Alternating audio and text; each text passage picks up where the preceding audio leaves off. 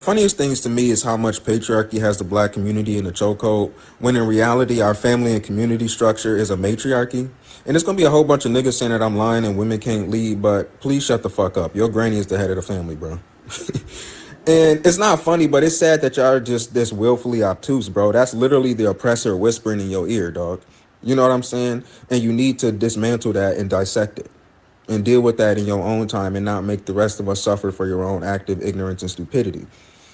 And it's crazy to me that black women are our literal lifeline. They have led food into our mouth. They have led clothes on our backs. They have led a roof over our head. Like, what more can folks even ask for, dog? The best way to describe black women in the black community is they are like the Illuminati or the Akatsuki of the black community. They have allowed black men to live in this illusion of power that helps sustain our egos as we deal with white men, when they are the ones handling the real business in the background, and just allotted us this illusion of power just to keep the peace.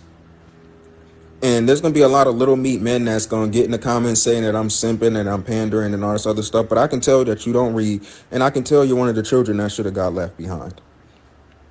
And it's sad whenever I make a video talking about like misogyny, patriarchy, protecting women, respecting women, all that different type of things, and I'm getting comments saying thank you, like, I appreciate it and all, but that's the bare minimum, bro.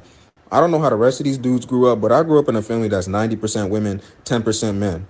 I'm like one of five men born in a single generation, dog. For every one boy, there's like nine women that are born in my family, bro. And if you want any idea of how the women in my family are, go watch The Woman King, go watch Black Panther. No, I'm not exaggerating. Me and my sister's relationship is literally like Shuri's and T'Challa's.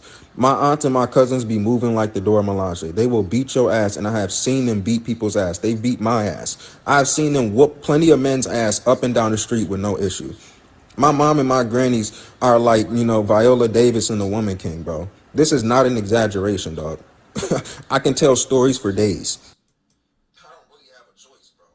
You know what I'm saying? It's not like I'm being held hostage. I love it over here.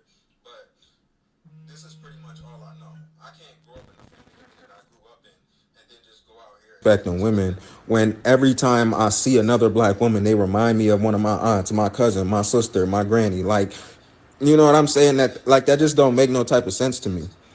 And then to sit here and lie to myself like they not the ones in our community with the real power, it's just fucking insane. It's just blatant stupidity.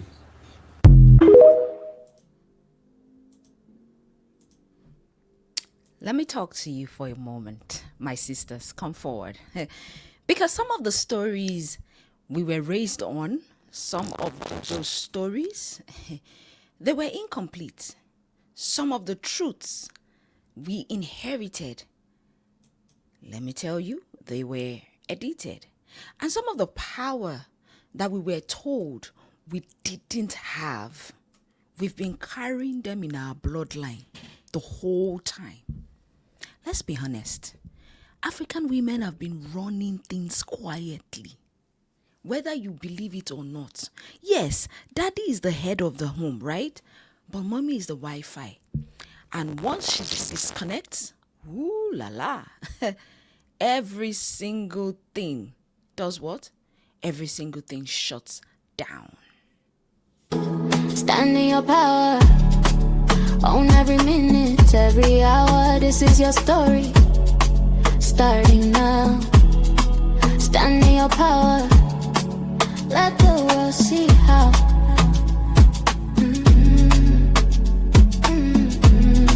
Stand in your power. Stand in your power now. Turn up your voice, your truth, your wow. Stand in your power. This is your channel now. Let me say this clearly.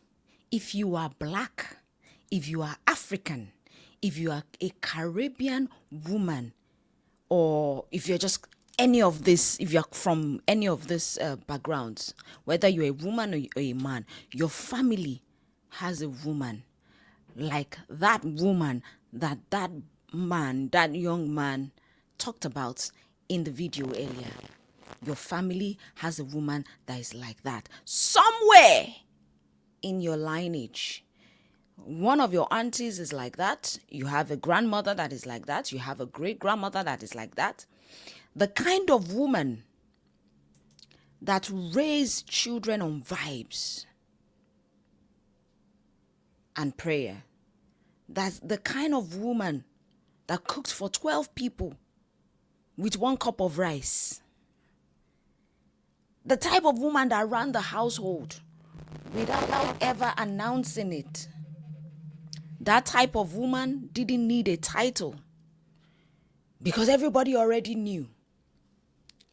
Okay? You know that woman. I know that woman. I saw that woman in my grandma. The one who, if she sneezed, the whole compound, everybody will adjust. That is leadership. And no one taught her that in the church. No one taught her that in the church.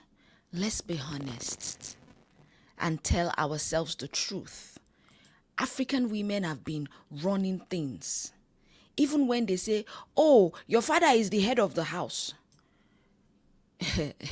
Meanwhile, who was actually controlling the house? Your mom. Even women of today, women in today's generation, they are still running the home. Yes, daddy is the head, but mommy is the neck. And we all know the neck turns the head. If the woman of the house is not happy, if mommy is not happy, nobody is sleeping peacefully. You will hear things like, leave her. Let her calm down first. That is not submission. That is strategic leadership. That is a woman who leads strategically. Okay? There's a lot. Now let's talk about the uncomfortable part. Patriarchy. Patriarchy did not fall from the sky. It was introduced, it was enforced, and it was protected by systems. And one of the biggest tools used in religion is this same patriarchy. Religion was used and has been used and is still being used to silence women, to rebrand women's leadership as rebellion. Yep. You will notice in religion, most of what is talked about with women is actually to bring them down, to suppress them. I'm a Christian, so don't think I've not been religious at one point in my life. But I'm telling you the truth. Okay? They will rebrand your leadership as rebellion. They will call your strength disrespect. I even saw one video one time where the woman was saying, oh, you these women, you should not be talking in the church. I'm like, what? If a woman is thinking critically, she can ask questions, she can contribute. Okay? Now, I thank God that women are beginning to wake up nowadays. Religion teaches women to shrink, all in the name of, I am a good woman, I am a holy woman. Somehow, that same woman who could carry life, okay? That same woman who runs businesses, that same woman who runs farms, build communities, raise leaders. That same woman was told, don't speak. That same woman was told, you cannot lead. That same woman was told, just submit. And I keep asking the question, submit to who? To the same system that didn't show up when she was giving birth in the woods? The same system that did not show up when she was doing everything by herself? Please, let's cut the crap. Imagine that woman in the olden days, a woman giving birth alone in the woods. It's not just a sad story. No. Because that's how the women used to give birth in those days. No help, nobody. The woman will push the child out by herself. She will cut the umbilical cord by herself. It's sad right now, right? But it's a symbol. It's a symbol that represents women creating life without any institutional support. That tells me about women surviving even when systems fail. Women becoming their own midwives, their own protectors, their own witnesses. That moment says, if nobody comes, I will still give birth to this child. That, in my opinion, is power. And why were they able to do it at that time? They were able to do it that time because there was no mindset that they couldn't. They had the mindset that they could do anything that they set their minds to do. That for me is power. I will stand up even if nobody stands up for me. That is power. And we have some women like that today. Even if I don't have a husband, I will move. I will make things happen. That is the power in you. That is my matriarchal energy. And that energy didn't disappear. It was just buried. That energy was buried under shame, under sermons. Women must not be heard. Let's talk about the farms. Black women used to own lands. They were owning lands, they were working it, they were feeding their children, they were providing stability. In a world that was designed to deny her all of that, she wasn't helping. She wasn't assisting in that time. That woman was the economy. That woman was the safety net. Ooh, that woman was the government. Before hashtags, before empowerment conferences, before feminism had a name. Let me tell you, sis, your awakening is not rebellion. When people say women are waking up too much, no. They are not waking up too much. Women are remembering. This awakening is an ancestral memory that's coming back to life. You see women begin to stand up on their 2 feet. That feeling when you are tired of shrinking. You are tired of apologizing for the strength that you have. You are tired of being told to dim your light so that another person can shine. Now that is not power, is not pride. That is power.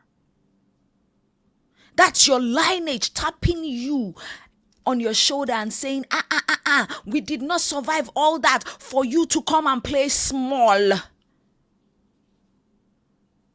We've had a lot of women leaders that I cannot begin to name. They are all over. No matter where you are from in this world, there are women that have played very, very, very important roles, and they are still playing important roles right now. So when you hear women are waking up, they are not just waking up, they are remembering their DNA. They are remembering who their mothers were and who they are supposed to be. And what does this mean for you? You watching me, sis? What it means is that standing in your power does not mean you hating men. No, not at all. It does not mean you rejecting marriage. No, not at all. It does not mean you fighting everybody. No. What does it mean? It means you rejecting lies. The lies that we have been told by society. The lies that we have been told by religion. It means you reclaiming your truth. It means honoring the woman who came before you. Standing in your power means refusing to be erased. It means you knowing your strength is not an accident. You came from women who survived slavery. You came from women who survived colonization. You came from women who survived poverty. You came from women who survived silence. And still, they built families. So you watching me, sis, you have no excuse to sit down and say, oh, I can't do anything because nobody showed up for me. So the next time someone tells you, women are never meant to lead, just smile and remember that your grandmother. Remember the women who didn't ask permission to survive. Remember the women who are in the world right now and they are not asking permission to survive. Remember the matriarchs who made history. Those matriarchs who made history try to forget, but their blood still speaks. The awakening is not coming. The awakening is already here. And if this message spoke to you, if you see your grandmother, your mother, or yourself in this story, drop a heart in the comments. Share this with another woman and remember to stand in your power. Because why? It's already in your blood. Thank you for watching. My name is Femi and this is Stand in Your Power. Please do well to like, share, and subscribe to this channel. I will see you in the next one. Bye-bye.